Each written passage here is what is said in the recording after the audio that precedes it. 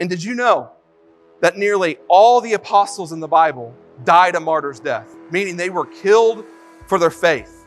And according to most historians, this is how the majority of the apostles died. Peter was crucified around 66 AD in Rome under the persecution of Emperor Nero. James was put to death by King Herod.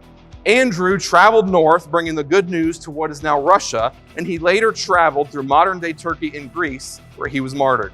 Philip ministered in North Africa and then Asia Minor, and tradition says that a Roman leader who was so enraged that his wife had converted to Christianity because of Philip's preaching, that he had Philip brutally put to death.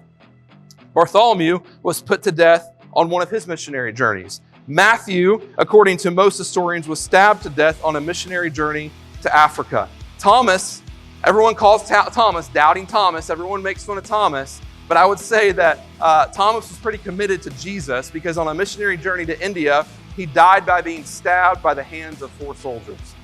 James, the son of Alphaeus, was stoned and then clubbed to death on a missionary journey. Simon was sawed in half in Persia on a missionary journey. Philip was martyred for his faith in Jesus in Asia Minor. Thaddeus was said to have been killed with arrows in Turkey's mountainous northern region on a missionary journey. Matthias was murdered for his faith somewhere along the Caspian Sea. And then the Apostle Paul, we read his verses from the Bible every week. He wrote the majority of the New Testament. Good old Apostle Paul was beheaded in Rome in 66 AD, possibly at the same time as Peter. God has not called us to a life of comfort. He has called us to a life of sacrifice for the sake of the gospel.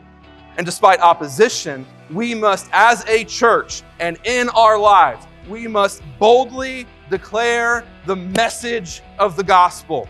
And as we see in these verses, any attempts to suppress the gospel will only cause it to spread even more.